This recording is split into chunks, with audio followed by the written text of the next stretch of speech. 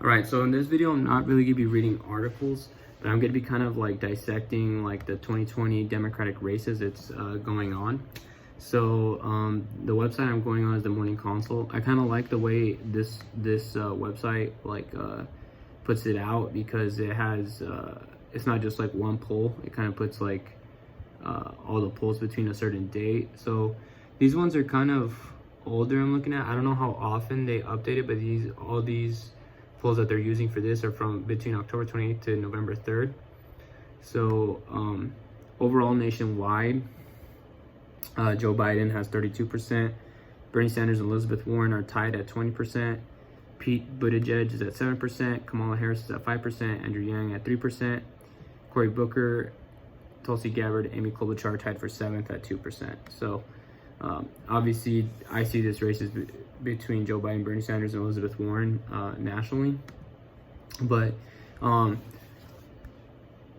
the primary, it's a weird process because it goes by state. So like the first like 4 contests are Iowa, New Hampshire, Nevada, and South Carolina. So what I like about Morning Consult is that it looks at a congregate of the early primary states. So Joe Biden is still leading. He has 33% in this poll, but Bernie Sanders has a clear second on this one with 22%, and Elizabeth Warren with 17%. And then Pete Buttigieg at 7%, Tom Steyer at 6%, Kamala Harris at 4%, Tulsi Gabbard at 3%, Andrew Yang at 2%, Cory Booker at 1%. So yeah, so Bernie Sanders at a clear 22%. And so what I wanted to kind of get at here is just analyzing, because so Joe Biden, his support is mainly people above the age of 50. And he doesn't have a lot of grassroots support. He just recently announced that he's going to start taking money from super PACs and stuff like that, because he's horrible at funding money through the grassroots.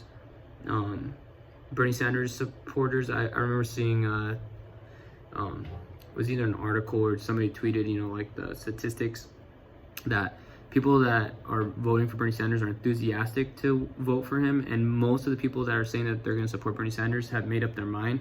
Like they aren't looking at any other candidates.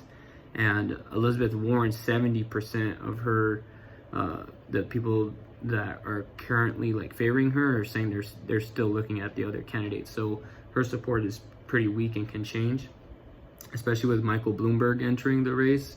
I think Michael Bloomberg, once we start seeing more polls with him in it, Michael Bloomberg is probably going to pull mostly from Joe Biden and Pete Buttigieg the most.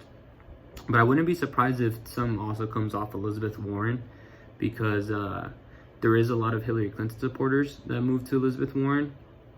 And for some reason, so those voters that went from Hillary Clinton to Elizabeth Warren, they don't really look at the policies because Hillary Clinton is obviously very, very centrist, and Elizabeth Warren's a lot more progressive than Hillary Clinton. But they kind of like that more like a little bit more established kind of, I don't know, more elite look, I guess. So I think a very small percentage will flock to Michael Bloomberg from Elizabeth Warren, but definitely I don't see any Bernie Sanders supporters flocking to Michael Bloomberg as he's entering the race. And also another thing to remember is that Bernie Sanders, he outperforms the polls a lot of times when he's doing stuff like this. So one of the first things that comes to my mind is from the 2016 election. He was expected to lose like Michigan by like 20 percentage points, and he ended up getting a win in that state. And yeah, so that's why I think he's gonna probably do a lot better than the polls have him in the early states. So he's in a clear second, but he's still a good amount behind Joe Biden. I think Joe Biden's support is going to fall probably by the time Iowa actually starts coming and people will actually really start paying attention. And also there was an announcement, I think it was last week, that Bernie Sanders, he's going to spend $30 million on ads in the first states and California. So that's showing that he's really serious and because what is that going to do, the $30 million? So is going to go to TV ads, right? And who are the people that watch TV? It's mostly older people. with people underneath 50, Bernie Sanders is like in the lead in pretty much every poll. So if Bernie Sanders can get at least some people from above the age of 50, which are a very large voting group, and they vote pretty reliably, if you can get some of them, he has an even better chance of winning. And yeah, another reason he outperforms the polls is because he gets non-likely voters and young voters to vote, which are people that usually aren't polled. So yeah, it'll be interesting. And I tend to probably, I think I want to do this at least once a week, just kind of look at how the race is shaping up. And I support Bernie Sanders, so just seeing like what kind of strategy he's using and how the race is gonna go, and what I think the other candidates need to do or should do. I honestly think pretty much everybody should drop out besides the top 3 contenders, because a lot of people don't know this, but if you get underneath 15% in one of the primary states, you actually get 0 delegates. So if you can't pull out 15% in any of the states, it's not even worth running.